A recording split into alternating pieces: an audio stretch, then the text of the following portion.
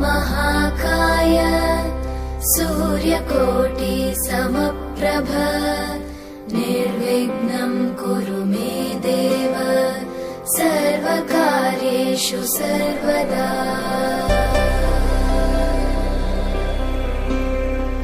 वक्रतुण्ड महाकाय सूर्यकोटि समप्रभ निर्विघ्नं कुरु मे देव सर्वकार्येषु सर्वदा।